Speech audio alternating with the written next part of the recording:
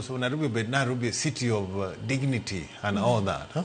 To samoro por warita na winjruok margi mabende dagi keto koda piny owacho mar mondo mwane kaponana ni lokruok nyalo bedi county manero. Yeah, lakini gini in ko sei yeri bo mitich moniti, huh?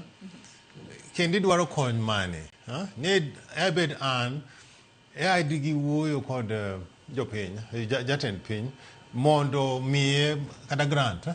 Kada hole pesa monyalo keto okonego bed ni admit the moment ni say admit ni koro idwaro kony ino koro MCAs anisa no watch temo watch ni koro gibro impeach koro gikaina go ani jo manwa yero mondo tinwa ok ti kaka dwarore governors ok ti kingiyo kata Siaya wakucha ino kaso governor rengo en sani kalo mondo otini jo Siaya ino kakoro en odhi chungi itok Sifuna ilinda mwananchi ni Sifuna wuoyo to en ochungi toke ka bodyguard masi gikaina go ok morwa kaka jo Siaya in kanwa yeri mondo ti ni jo piny ger ndedni los kar jochiel jogi ok ti en siasa koro ok en gima ber ok en ranyisi maber Ero kamana inya kata kamana hakeni intiere gimi nyalo medo Jacob kapok wadhi e thor wach machielo. It's okay. I just wanted to nadu amana wacho ni wadwa ni ingeni samoro be wachalo ga jomoko ma wakia samwa yiro jotelo wakia gima jatelo ka jatelo ni gotim. Ingeni ka ina dir ni governor Siaya okti. Then nitire representative of the people manotere county assembly Siaya. Monego bedini old governor accountable. Ka representative of the people oknyal timo mano nikech mane tijgi mokwongo. It's the oversight, yeah, legislation and representation. Ka ok ginyal timo mano, that is the MCAs. Then onego bedni jo piny chako gi MCAs go. Nikech gine mokwongo gi fail in their responsibility and duties, emomiyo governor okti. Kono ko ritero seyo ne county Siaya. No, kawa wacho ni governor rengo kti then koro seyo nya onego bed ni county government ni county assembly because county assembly emonego bed ni ngiyo kaka governor the oversight role mar county executive ni lies with the county assembly. Koro nyiso ni sama governor rengo kti miel chunge ni ngesefuna nyiso ni the county assembly bende oweyo tijgi. Koro gimbe gende miel linda mwananchi.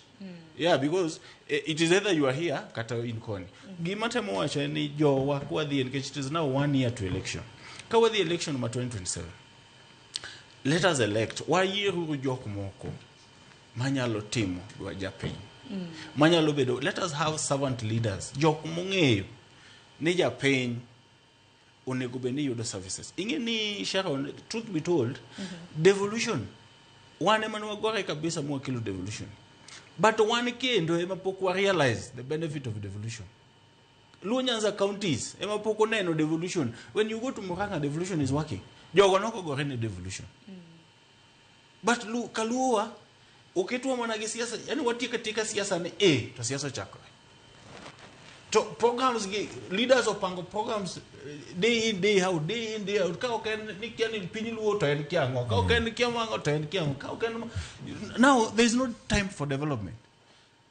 MCAs bi winyo wana nikiani gidhi committee meeting kia kanye kia gidhi committee meeting kia gina recess yani there is no time. You look at the substantive debate in the county assemblies makaluo, people discussing the budget, county budget or country expenditure or something. Going into the future, apo kwayo nagewa, apo kwayo jo majoluo. Ni mondo devolution work. Let us elect people ma ongeyo roles gi ma can perform their functions. Ingeni jowa, the problem ma jowa benego, ineno kata mane in the elections mag MCAs. Ito kai iyiero nyaka ja class aboro. Ja class aboro ni kodhi assembly kacha kata ngama no ko gine tekne ne kiani en ng'at moro mose gine ne en jaduongo nyaka jodongo moko musiti retirees yiero. And yet these people don't understand ni county assembly kacha chanti legislation. It means idwaro ngama nyalo timo kata obed mana ng'at moro mano a graduate moro ma tin ma ungeyo gimo de timo kodhi assembly kacha ng'at moro ma pacha ler nikech kacha chanti legislation.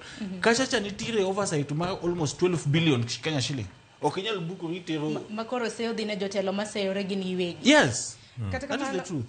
ang'eni lit ma sesa to koko gwenge mopogore opogore seyo ma kamago bende waja thoro neno e rombe